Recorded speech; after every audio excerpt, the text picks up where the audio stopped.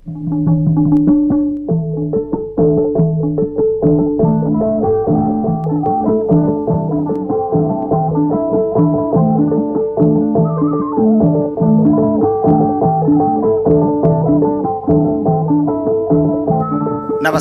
साहित्य संसार कार्यक्रममा हार्दिक स्वागत छ।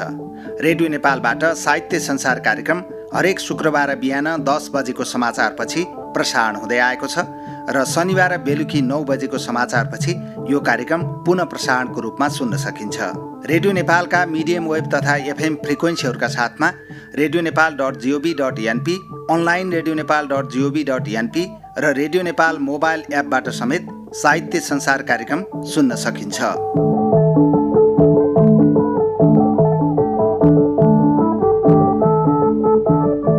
आज साहित्य संसार कार्यक्रममा हामी संवाद गर्छौं साहित्यकार बालकृष्ण थपलिया प्रयत्नसँग। उहाँका विभिन्न विधाका केही रचनाहरू पनि सुन्छौं हामी। साहित्यकार थपलियाका 2टा गजल संग्रह, एउटा लोकगीतको संग्रह, एउटा बालगीती कविता संग्रह र नेपालको चिनारी काव्य संग्रह प्रकाशित भइसकेको छ र विभिन्न पत्रपत्रिका र पुस्तकका रूपमा फुटकर रचना प्रकाशित भएका छन्। आमा शीर्षकको उपन्यास पनि प्रकाशोन्मुख अवस्थामा रहेको उहाँले हामीसँगको भेटमा जानकारी गराउनु भएको छ। साहित्यकार थपलियाको साहित्य लेखनको अनुभवमा केन्द्रित रहेर आज हामी उहाँसँग संवाद गर्छौं, उहाँका केही सिर्जनाहरू पनि सुन्छौं। साहित्यकार थपलिया यतिखेर रेडियो नेपालको स्टुडियोमा हामीसँग प्रत्यक्ष उपस्थित हुनुहुन्छ। उहाँलाई स्वागत गर्दै आजको कार्यक्रम प्रारम्भ गर्छु म। यहाँलाई स्वागत छ रेडियो नेपालको साहित्य संसार कार्यक्रममा। हजुर, धन्यवाद सर। आजको संवादको सुरुमा यहाँको एउटा रचना सुनेर नै संवादमा लागौँ, अघि बढौँ। सुरुमा हामी यहाँको एउटा कविता सुनौँ, त्यसपछि अन्य विधाका अरू विधाका रचनाहरू सुनौँला। एउटा कविताबाट चाहिँ आजको यो संवाद आरम्भ गरौँ। मैले पछिल्लो समयमा लेखेको नेपालको चिनारी काव्य सङ्ग्रहबाट बागमती प्रदेश अन्तर्गत रहेका चिनारीलाई प्रस्तुत गर्न चाहन्छु। अवश्य माग्दा वरदान बेसरी, अवश्य माग्दा वरदान बेसरी, अनिष्ट पर्दा पसिना शिलाभरि, छपञ्च प्यारो दह गौरी शङ्करी, छपञ्च प्यारो दह गौरी शङ्करी, महत्त्व उस्तै छ नि देश नै भरी, सुसाई सल्लाह अहुलै भूमिभरि, बुकी फुलैमा महुरी त्यही झरी। अहो छ थामी जनमै थलो जहाँ, अहो छ थामी जनमै थलो जहाँ, यही त सुस्पार क्षमावती महा, सुरेल माझी सुनवार छन् यही, जिरेल शेर्पा पहिचान नै ली, जिरी र सुरी बिगुबोच चौगरा, कहै लिएको हिमतैल संसारा।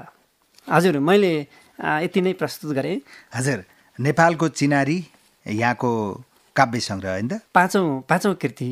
हजुर, नेपालको चिनारी भन्ने काव्य सङ्ग्रहबाट यहाँले आफ्ना केही हरफहरू, कविताका हरफहरू वाचन गरेर सुनाउनु भयो।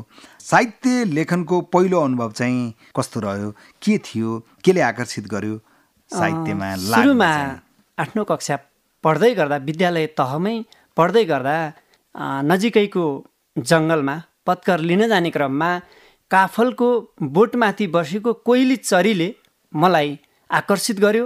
त्यो कोइली चरी काफलको टुप्पामा बसेर कुहु कुहु गरी कराएपछि मैले एउटा सानो गीतको सुरुवात गरेँ अनि बाल कविताहरू लेख्दै अन्य कृतिहरूलाई तयार गर्दै यहाँसम्म आएको छु। हजुर, कोइलीको कुहु कुहुसँगै साङ्गीतिक सिर्जना पनि गर्नुभयो। हजुर, बाल कविता पनि सिर्जना गर्नुभयो, साहित्यमा सुरुवात गर्नुभयो भन्नु। हजुर, तपाईँको पहिलो साहित्यिक सिर्जना चाहिँ कहिले प्रकाशित भएको थियो प्रकाशनको हिसाबले चाहिँ? त्यो रचनालाई आज सम्झन सकिन्छ? मैले 2069 सालमा हृदयका पानाहरू गजल सङ्ग्रह प्रकाशित गरेँ। त्यो हृदयका पानाहरू गजल सङ्ग्रहको पहिलो गजल मैले यहाँ प्रस्तुत गर्न चाहन्छु। गोली जसले पाए पनि चोट उस्तै उस्तै, गोली जसले पाए पनि चोट उस्तै उस्तै, घुस जसले खाए पनि नोट उस्तै उस्तै। एक शेर मात्रै भने। हजुर, तपाईँले जुन सङ्ग्रहको कुरा गर्नुभयो, फुटकर रूपमा पनि यहाँका रचनाहरू प्रकाशन भएका होलान् होइन? हजुर, फुटकर रूपमा प्रकाशन भएको पहिलो रचनाको सम्झना छ? फुटकर रूपमा मैले बाल कविताहरूलाई, बाल नाटकहरूलाई पनि विभिन्न पुस्तकहरू, विभिन्न पत्र पत्रिकाहरू मार्फत प्रकाशन गरिरहेको छु, गर्ने अवसर मिलेको छ। जस्तै बालक हामी साना साना बगैँचाका मौरी, बालक हामी साना साना बगैँचाका मौरी, देश विकास गर्ने कर्णधार हामी पनि आउने जस्ता केही कविताहरू फुटकर रूपमा प्रकाशित भइरहेका छन्। हजुर, तपाईँले अघि गजलको एक शेर सुनाउनु भयो होइन? हजुर। गजल लेख्नुहुन्छ, गीत लेख्नुहुन्छ, गाउनु पनि हुन्छ होइन? हजुर। कविता लेख्नुहुन्छ, यो आख्यानमा पनि सृजन यात्रा अघि बढाइरहनु भएको छ भन्ने हामीले सुनेका छौँ होइन? हजुर। तपाईँको साहित्यिक लेखनको प्रिय विधा चाहिँ कुन हो र किन? विशेषतः मैले विभिन्न विधाहरूमा आफ्ना रचनाहरू गर्दछु। मलाई मुख्य गरी गजल र कविता प्रिय छन्। सबै प्रियहरूमध्ये उपन्यास पनि मैले लेख्ने गर्दछु। हजुर। उपन्यास पनि लेख्नु भएको छ? उपन्यास पनि लेख्छु। हजुर। हजुर हजुर। जस्तो अहिले अघि यहाँले नेपालको चिनारी काव्य सङ्ग्रहबाट केही सिर्जनाहरू सुनाउनु भएको थियो होइन? केही हरफहरू सुनाउनु भएको थियो। जस्तो यहाँले यो छन्दमा लेख्नुभयो होइन? छन्दमा लेख्नु। हजुर। वंशस्थ छन्दमा लेख्नु भएको भनेर यहाँले भन्नुभएको छ होइन? चिनारी सङ्ग्रह चाहिँ यो नेपालको चिनारी काव्य सङ्ग्रह यहाँको हातमा देखिरहेछौँ होइन? हजुर। यो सङ्ग्रहका बारेमा थोरै जानकारी गराइदिनुहोस् न। मैले लेख्दै जाँदा नेपालका विभिन्न भौगोलिक बनावट अनि यहाँका संस्कार संस्कृति रीतिरिवाज मूल्य मान्यता जात जाति परिवेश र नेपाललाई चिनाउन योग्य केही न केही विषयवस्तुहरूलाई उठान गरेर विभिन्न विषयवस्तुहरूको खोजी गरेर यो कृतिलाई तयार गरेँ। सम्भवतः मैले कतिसम्म खोजी गर्न सकेँ, कुन कुन कुरालाई समेट्न सकेसम्म समेट्ने प्रयत्न गरेको छु। हजुर। यस सङ्ग्रहबाट केही हरफहरू फेरि वाचन गरेर सुनाइदिनुहोस् न। हजुर। केही हरफहरू फेरि सुनाउँ। अघि सुनाउनु भएको थियो केही हरफहरू सुरुमा। हजुर, म फेरि एउटा वाचन गर्न चाहन्छु। हजुर। हराभरा यी कति छन् बनाइभरि, कुहु कुहु कोइली झनै घरि घरि, रितिन्न काहीँ शिवराजकै भूमि, रितिन्न काहीँ शिवराजकै भूमि, ल बन्नु हाम्रै सँगी छौँ त मन्जुरी, यसो धराकै ममता छ लौकती, यसो धराकै ममता छ लौकती, यी बौद्ध लामा सबकै त सम्पत्ति, मिठास लाग्ने धुनमै छ ढोलकी, मिठास लाग्ने धुनमै छ ढोलकी, रमाइलो त्यो अझ धेर खैजडी, बराहकै बाजु बराह सालभनी, अहो छ रोल्पा रसराग युक्तनी, तराई राम्रो सकलै र थालयो, रमाइलो छ नि लौ कति बबालको। मैले यति भने। हजुर। हजुर। तपाईँको कुरा गर्दा तपाईँ पेसाले एउटा शिक्षक हुनुहुन्छ, शिक्षण पेसामा संलग्न हुनुहुन्छ। थोरै मात्र भए पनि पत्रकारिता र गायन अनि समाजसेवामा पनि संलग्न हुनुहुन्छ। हजुर। त्यो कुरा उल्लेख गर्नुभएको छ यहाँले पनि। विभिन्न क्षेत्रमा संलग्न भइरहँदा अहिले साहित्यमा पनि सक्रिय हुनुहुन्छ होइन? हजुर। साहित्य लेखनमा लाग्दा चाहिँ के फाइदा हुँदो रहेछ यस्ता विभिन्न क्षेत्रमा लागेर साहित्य लेखनमा लाग्दा चाहिँ? विभिन्न क्षेत्रमा लाग्दै गर्दा साहित्य लेखनमा लाग्नु अझ विशेष मानिन्छ। किनभने साहित्य समाजको ऐना हो। साहित्यले समाजको विकास र परिवर्तनका निमित्त मुख्य भूमिका खेल्छ। त्यसैले साहित्य समाजलाई परिवर्तन र विकासका निमित्त अगाडि बढाउने एउटा सन्देश हो। समाजमा साहित्य बिना अन्धकार सिर्जना हुन सक्छ, साहित्य बिनाको समाज कल्पनामय हुन सक्दैन भन्ने लागेर मलाई सबैभन्दा महत्त्वपूर्ण विषयवस्तु साहित्य लेखन नै हुनुपर्छ। सृजनशील शब्द, सृजनशील भावहरू र सृजनशील मानवीयपन हुन सक्यो भने मात्रै समाजको गति फेरिन सक्छ भन्ने लागेर साहित्य सिर्जना मेरो मुख्य रोजाइको रूपमा रहेको छ। हजुर। अग्रज साहित्यकारहरूका सिर्जना पढेर पक्कै पनि यहाँ प्रेरित भएर साहित्यमा लाग्नुभयो होइन? उहाँका सिर्जनाले नि मन छोयो होला। कसका सिर्जनाहरूले चाहिँ यहाँलाई बढी मन छोयो अथवा कस्ता सिर्जनाहरूले चाहिँ बढी मन छोयो? मैले विभिन्न अग्रज साहित्यकारहरू जस्तै राष्ट्रकवि माधव घिमिरेज्यू, डाक्टर देवी नेपालज्यू, डाक्टर नवराज लम्सालज्यू लगायतका विभिन्न आदरणीय अग्रज व्यक्तित्वहरूसँग मेरो चिनारी छ। त्यो चिनारीका आधारमा र प्रत्यक्ष तथा अप्रत्यक्ष रूपमा पनि उहाँहरूको बोली बाणीका कारणले गर्दा मैले साहित्यमा प्रेरित बन्ने एउटा अवसर पाएको छु भन्ने लागेको छ। उहाँका सिर्जनाहरू पढ्दा चाहिँ यहाँलाई कस्तो अनुभूति हुन्छ? अत्यन्तै रमाइलो लाग्छ मलाई। जस्तै डाक्टर नवराज लम्सालको अहिले पछिल्लो समयमा निस्किएको अग्नि महाकाव्य, अनि राष्ट्रकवि माधव प्रसाद घिमिरेज्यूको गौरी खण्ड काव्य मलाई अत्यन्तै मनपर्छ। त्यसै गरी डाक्टर देवी नेपालज्यूले पनि लेख्नुभएका विभिन्न कुराहरू ले मेरो मनलाई तानेको छ भन्ने लाग्छ। जस्तो यहाँले साहित्यको कुरा गर्दा, साहित्य लेखनको सन्दर्भको कुरा गर्दा अहिले भन्नुभएको थियो साहित्यले समाजमा केही परिवर्तन गर्नुपर्छ, परिवर्तनका लागि साहित्य लेखिनुपर्छ। साहित्य भनेको समाजमा जे छ त्यही नै लेखिने हो, ऐनाले जसरी देखाउँछ त्यही हुनुपर्छ भन्ने यहाँले त्यो सन्दर्भको कुरा गर्नुभएको थियो। हजुर, नेपाली समाज चाहिँ कतिको लेखिया छ त अहिले नेपाली साहित्यमा? नेपाली समाज साहित्यमा विभिन्न लेखकहरूले लेख्दै जानु भएको छ, लेख्नु आवश्यक छ। नेपाली समाजको चित्रणलाई अन्तर्राष्ट्रिय स्तरसम्म पुर्याउन सक्यौँ भने नेपालको पहिचान र नेपाली समुदायको पहिचानलाई विकसित गर्न सक्छौँ भन्ने लाग्दछ। हिजो आजको तपाईँको साहित्यिक दिनचर्या चाहिँ कसरी अघि बढिरहेछ? के लेखिरहनु भएको छ, के गरिरहनु भएको छ? मैले पछिल्लोचोटि विभिन्न गजलहरू, बाल कथा, बाल नाटक लगायतका विभिन्न विधाहरूलाई समय मिलाएर म सबैभन्दा महत्त्वपूर्ण समय विद्यालयको आफ्नो शिक्षणका समयलाई महत्त्वपूर्ण स्थान दिएर आफ्नो जनजीवनलाई चलाउने गरिरहेको छु र बाँकी रहेका समयमा बिदाका समय होलान्, बिहान बेलुका अबेर सबेरका समयलाई मिलाएर आफ्नो जुन शिक्षण गर्नुपर्ने समयभन्दा अन्य समयमा चाहिँ यस्तै रचनाहरू गर्दै दिनचर्यालाई बिताइरहेको छु। जस्तो विद्यालयको कुरा गर्नुभयो, यहाँले शिक्षण पेसा आफ्नो दैनिक पेसाको कुरा गर्नुभयो होइन? हजुर, विद्यालयमा चाहिँ बालबालिकाहरूको यो साहित्यप्रतिको रुचि चाहिँ के पाउनुहुन्छ, कस्तो पाउनुहुन्छ? बालबालिकाहरूले केही न केही कुरा मेरो र मैले दिएका प्रेरणाहरूबाट अवश्य पनि केही न केही ग्रहण गरिरहेका छन्, लिइरहेका छन् र उनीहरूले पनि साहित्य लेखनतर्फ अभिप्रेरित भएर केही न केही विषयवस्तुलाई उठान गर्दै विभिन्न कार्यक्रमहरूमा सहभागी बन्ने अवसर जुटाइरहेका छन्। त्यो एउटा खुसीको विषय हो। तपाईँले यो सहभागिताको कुरा गर्नुभयो, तपाईँको विद्यालयमा चाहिँ बालबालिकाको प्रतिभा प्रस्फुटनको लागि साहित्यिक क्रियाकलाप चाहिँ हुन्छन् कि हुँदैनन्? हुन्छन् भने के कस्ता क्रियाकलाप हुन्छन्? म विद्यालयको अतिरिक्त क्रियाकलाप संयोजक शिक्षक पर्छु।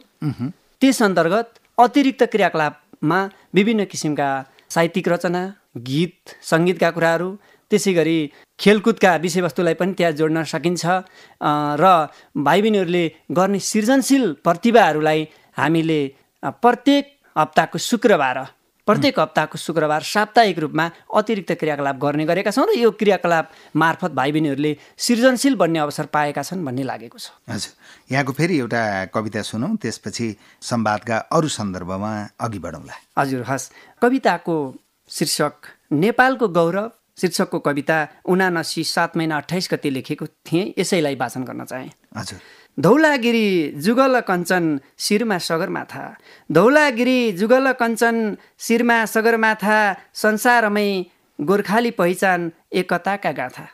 पाथी भरा मुक्तिनाथ कागबेनीका तरेलीमा, पाथी भरा मुक्तिनाथ कागबेनीका तरेलीमा, हिन्दू बौद्ध इसाई इस्लाम नेपाली परेलीमा, मारुनी साकेला डोटेली नेवा, मारुनी साकेला डोटेली नेवा, थारू मैथिली वीरता स्वाभिमान सभ्यतामा रहने नेपाली।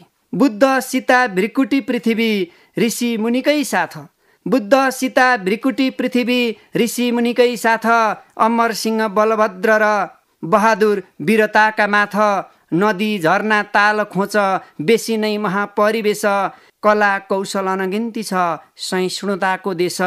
शिलालेख मठ मन्दिर स्तुतिभित्रका दरबार, शिलालेख मठ मन्दिर स्तुतिभित्रका दरबार, पञ्चदेवल झैँ अनन्य कतियैँ छन् हर हजार। बहुल जात बहुल कृति कुशलताका छन् सान, बहुल जात बहुल कृति कुशलताका छन् सान, चालचलन बोलीचाली सामिप्य नै पहिचान। शीर्षिया बाणगङ्गा, शीर्षिया बाणगङ्गा, कोशी कर्णाली र नारायणी, हिमालय र पहाडै भेगमा शोभा नै दोभान र त्रिवेणी। धौलागिरी जुगल कञ्चन शिरमा सगरमाथा, संसारमै गोर्खाली पहिचान एकताका गाथा। हजुर, धौलागिरी जुगल कञ्चन। हजुर। आदरणीय श्रोताहरू, साहित्य संसार कार्यक्रममा आज साहित्यकार बालकृष्ण थपलिया प्रयत्नसँग संवाद गरिरहेका छौँ। उहाँका रचनाहरू सुनिरहेका छौँ। बालकृष्ण थपलिया भीमेश्वर नगरपालिका सुषमा क्षेमावती दोलखा यहाँको जन्मस्थान। हजुर हजुर। बाल्यकाल र किशोर अवस्थाको साहित्यिक परिवेश कस्तो थियो अलिकति थोरै सम्झना गरौँ न। बाल्यकालमा हामी प्राकृतिक रूपमा म अलि बढी घुलमिल हुन चाहने गर्दछु। मलाई एकान्त मनपर्छ। एकान्त वातावरणमा म घुलमिल गर्दै जाँदा केही न केही सिर्जनाहरू टपक्क टिप्न मन लाग्छ। यदि मैले चाहेँ भने 10-12वटासम्म एकै दिनमा 10-12वटासम्म सिर्जना पनि एकान्त वातावरण पाएँ भने र चाहेँ भने गर्छु भन्ने पनि लाग्दछ। र बाल्यकाल रमणीय रमाइलो र खुसीसँगै बितिरह्यो। किशोर अवस्थाका कुरा गर्नुभयो हजुरले। किशोर अवस्थामा अलिकति केही न केही माया प्रेमका गजलहरू, माया प्रेमका कविताहरू, श्रृङ्गारिक धारका, त्यसलाई हामी अर्को शब्दमा भन्छौँ श्रृङ्गारिक धारका रचनाहरू गर्न मन लाग्दो रहेछ। त्यसले अलिक बढी छुँदो रहेछ भन्ने लाग्छ। हुन त साहित्यमा श्रृङ्गारिक धार मात्रै नभएर विभिन्न नवरसहरूमध्येका विभिन्न रसहरूलाई पनि हामीले समेट्ने गर्दछौँ, समेट्न सक्दछौँ। तर पनि किशोर अवस्थामा चाहिँ अलिक बढी श्रृङ्गारिक धारलाई समेट्न खोजिएको छ भन्ने लाग्दछ। हजुर, तपाईँ साहित्य लेखनको अतिरिक्त विभिन्न पुस्तक पत्र पत्रिकाको सम्पादन एवं प्रकाशनमा पनि संलग्न भएको देखिनु भएको छ होइन? हजुर हजुर। यसतर्फको केही अनुभव बताइदिनुहोस् न। अब जस्तै हाम्रा दोलखामा विभिन्न सङ्घ संस्था, शिक्षा र सङ्घ संस्थाको सम्बन्ध जोडिएको छ।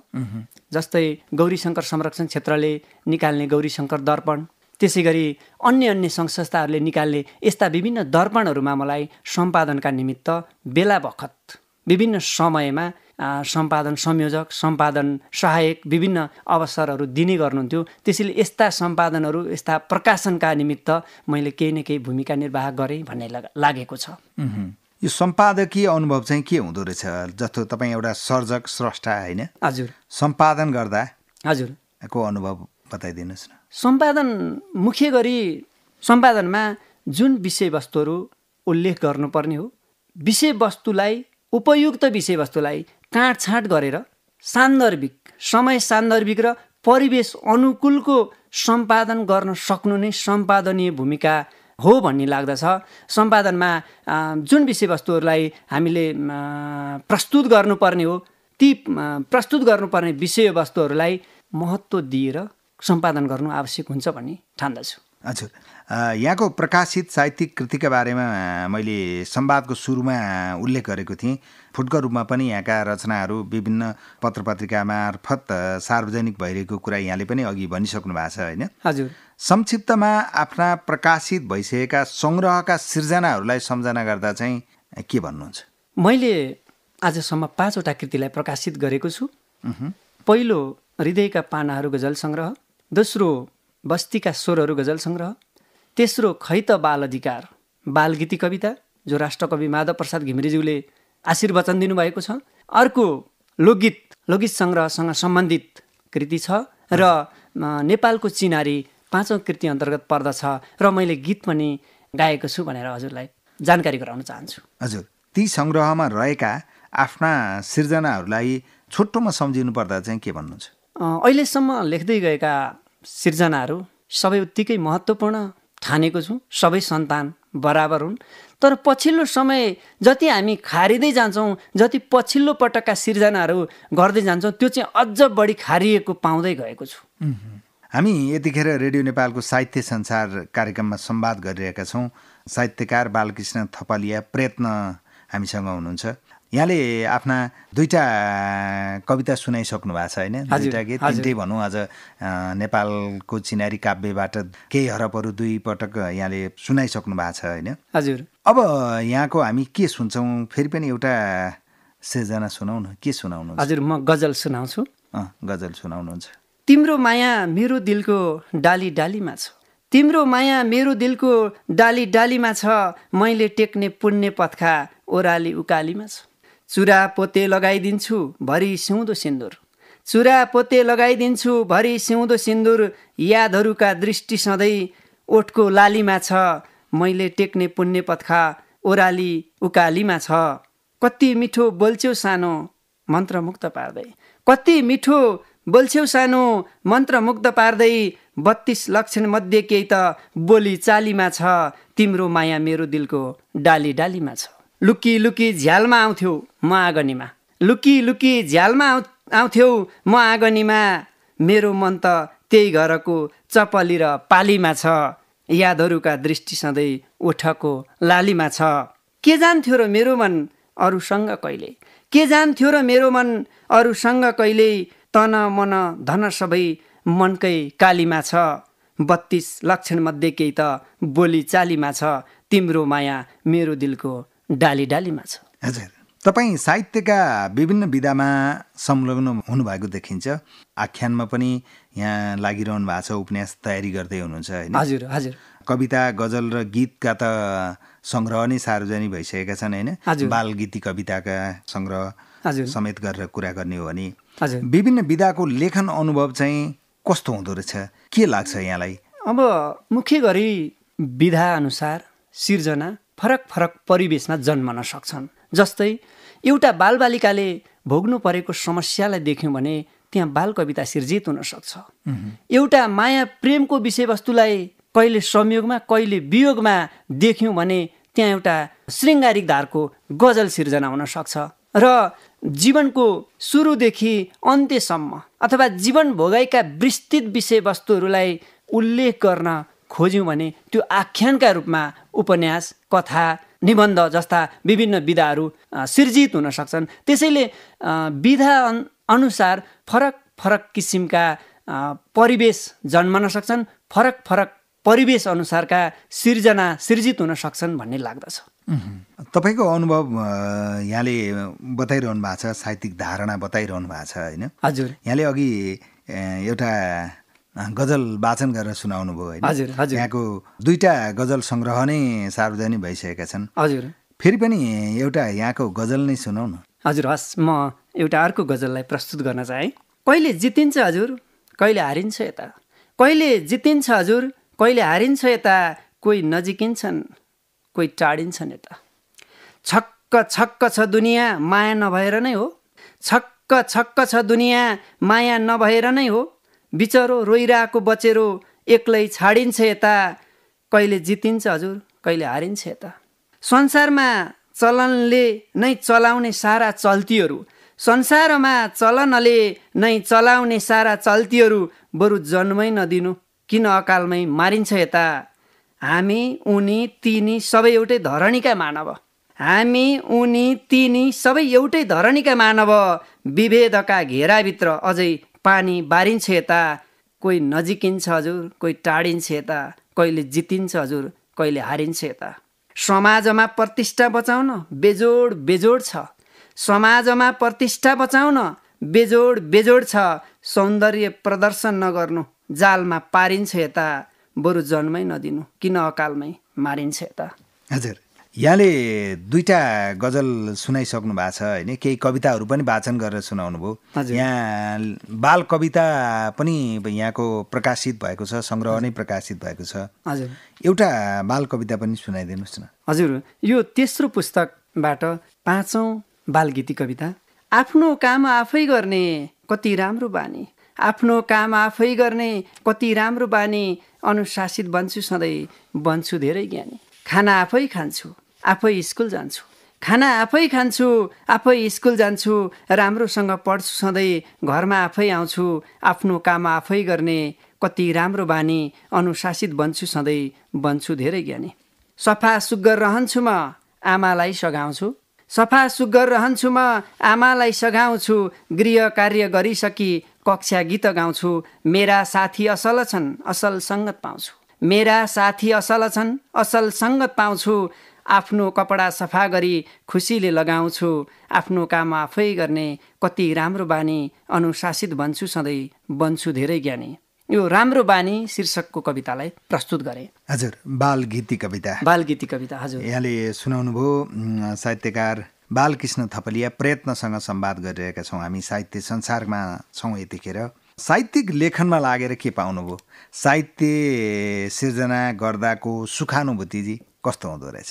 साहित्य लेखन गर्दा सुखानुभूति जस्तै म अहिले रेडियो नेपालको स्टुडियोमा आएर बसेँ, मलाई यो एउटा सुखानुभूतिको अवसर हो, सुखानुभूतिको एउटा अव्यक्त अवसर। यस्ता विभिन्न मिडियाहरूमा जान पाउनु मलाई पहिलो सुख लाग्छ र समाजको विषयवस्तुलाई उठान गरेर एउटा कृतिको रूपमा प्रस्तुत गर्नु अर्को सुख हो भन्ने लाग्छ र समाजका दुःख सुख हाँसो रोदन खुसी र पीडाहरूलाई एकै ठाउँमा सङ्ग्रहित गरेर मानिसका मनका भावहरूलाई मानिसका वेदनाहरूलाई मानिसका यथार्थपरक स्थितिहरूलाई केलाउन सक्नु अर्को सुखानुभूति हो भन्ने ठान्दछु। हजुर, तपाईँको लेखनलाई प्रभावित पारेका अग्रज साहित्यकारहरूलाई कसरी सम्झनुहुन्छ? अघि यहाँले केही व्यक्तिहरूको सम्झना गर्नुभएको थियो, उहाँले प्रभाव पारेका साहित्यकारहरूको, होइन? आफ्ना अग्रज हुन्छन् नि, धेरैजना अग्रजहरूका कृतिहरूले अथवा रचनाहरूले यहाँलाई प्रभाव पारेका होलान्। हजुर, ती सर्जकहरूलाई आज रेडियो नेपालको साहित्य संसार कार्यक्रम मार्फत कसरी सम्झनुहुन्छ? खै त बाल अधिकार गीति कविता प्रकाशन गर्ने क्रममा 2071 साल चैत्र महिनाको 17 गते राष्ट्रकवि माधव घिमिरेज्यूसँग भेट गर्ने अवसर पाएँ। उहाँले मलाई दिनुभएको मुख्य प्रेरणा भनेको म एकैचोटि राष्ट्रकवि भएको होइन, सानैदेखि लेख्न लाग्नु भएछ, यो कार्यलाई नछोड्नु भनेर मलाई ढाडमा धाप मार्दै, करिब उहाँ 97 वर्षको हुनुहुन्थ्यो त्यो बेला, 97 वर्षका राष्ट्रकवि माधव प्रसाद घिमिरेज्यूले उहाँका विभिन्न सम्मानका गुच्छाहरू सजाइएका कोठा र विभिन्न पुस्तकहरू राखिएका 2-3वटा कोठामा मलाई उहाँले लग्नुभयो र मलाई त्यो उहाँले भन्नुभएको विभिन्न शब्दहरूले मनलाई अझ बढी प्रेरणादायी बनाउन सकेको छ। मैले उहाँलाई सम्झन्छु, स्वर्गीय राष्ट्रकवि माधव प्रसाद घिमिरेज्यू। हजुर, कविता लेखनको कुरा गर्दा पद्यमा लेख्नु भएको छ धेरै कविताहरू, है? हजुर हजुर। गद्यमा यहाँको रुचि किन भएन? मैले गद्यमा पनि लेख्छु र पद्यमा पनि लेख्छु, गजल पनि, बहर पनि लेख्छु, गैर बहर पनि लेख्छु। अनि आख्यान विषयमा निबन्ध, उपन्यास, कथा, बालकथा, बालकविताहरू लगायतका विभिन्न विषयवस्तुहरूलाई उठान गर्ने रहर गर्दै आएको छु र गद्यमा पनि मेरो लेख्ने एकदमै ठुलो रहर हो। हजुर हजुर, यहाँका गद्य कविताहरू पनि छन्? हजुर, धेरै छन्। रेडियो नेपालको साहित्य संसार कार्यक्रम मार्फत तपाईँका सिर्जनाका पाठक र रेडियो नेपालका श्रोताहरूलाई के भन्नुहुन्छ? रेडियो नेपाल नेपालकै एउटा महत्त्वपूर्ण मिडिया हो, जसले नेपालका राष्ट्रिय रूपमा नेपाललाई मात्र नसमेटेर संसारका धेरै देशहरूमा यो रेडियो नेपाल सुनिने भएकाले यो रेडियो नेपाल सुनिरहनुभएका सम्पूर्ण आदरणीय श्रोताहरू, नेपाली दाजुभाइ दिदीबहिनी, नेपाली दाजुभाइ तथा दिदीबहिनीहरू, यहाँहरूले रेडियो नेपाललाई माया गरिदिनुहोस्। सदैव यहाँहरूको माया रेडियो नेपालले पाइरहोस् र हामी जस्ता सर्जक र साहित्य सिर्जनामा लागेका व्यक्तिहरूले पनि केही यहाँहरूका सल्लाह सुझाव मार्फत अझै अगाडि बढ्ने प्रेरणा मिलिरहोस् भन्ने कामना गर्न चाहन्छु। हजुर, हामी आजको यो संवादको अन्तमा छौँ। अन्तमा फेरि पनि यहाँका केही सिर्जना सुनौँ, त्यसपछि हामी छुट्टिन्छौँ। हजुर, म एउटा फेरि गजल सुनाउने इच्छा नै गरेँ मैले। हजुर। मेरो मायामा गिरफ्तार भयो, मेरो मायामा गिरफ्तार भयो, बुझ्नै सकिन अत्याचार भयो। जिते भन्छौ रे दुनियाँलाई, जिते भन्छौ रे दुनियाँलाई, चोखो दिल दिनु बेकार भयो, मेरो मायामा गिरफ्तार भयो। नहुनु थियो जे भइदियो कसरी, नहुनु थियो भइदियो कसरी, बेमेलको रूप होनहार भयो। जिते भन्छौ रे दुनियाँलाई, चोखो दिल दिनु बेकार भयो। कसले चिन्ला र पहिल्यै माया, कसले चिन्ला र पहिल्यै माया, ज्यानै फ्याँक्ने मारामार भयो, मेरो मायामा गिरफ्तार भयो, बुझ्नै सकिन अत्याचार भयो। पर्खाल लागेर पो छ कि त नजर, माया छिमोल्ने तरबार भयो, कोलाहाल भो दुनियाँ सामु, कोलाहाल भो दुनियाँ सामु, मिसियो हात लछार पछार भयो, मेरो मायामा गिरफ्तार भयो। कसले चिन्ला र पहिल्यै माया, चोखो दिल दिनु बेकार भयो। हजुर, रेडियो नेपालको स्टुडियोमै उपस्थित भएर साहित्य लेखनको आफ्नो अनुभवसहित आफ्ना रचनाहरू वाचन गरेर सुनाउनु भयो। साहित्यकार बालकृष्ण थपलिया प्रयत्नको साहित्यिक यात्रा अझ सशक्त बन्न सकोस्, नेपाली साहित्यका पाठकहरूले यहाँका सुरुचिपूर्ण सृजनाहरू निरन्तर पढिरहन पाउन्। समय र संवादका लागि रेडियो नेपालको साहित्य संसार कार्यक्रमको तर्फबाट यहाँप्रति आभार व्यक्त गर्छौँ। धन्यवाद कार्यक्रम सञ्चालक ताराप्रसाद ओस्ती सर। हजुरले स्टुडियोसम्म मलाई मेरा 2-4 कुरालाई प्रस्तुत गर्नका निमित्त यहाँसम्म आउने वातावरण बनाइदिनु भयो। त्यसका लागि यस कार्यक्रमका सञ्चालक हजुरप्रति र रेडियो नेपाल परिवारप्रति हार्दिक आभार व्यक्त गर्दै म पनि यस स्टुडियोबाट बिदा हुन चाहन्छु। धन्यवाद, नमस्कार।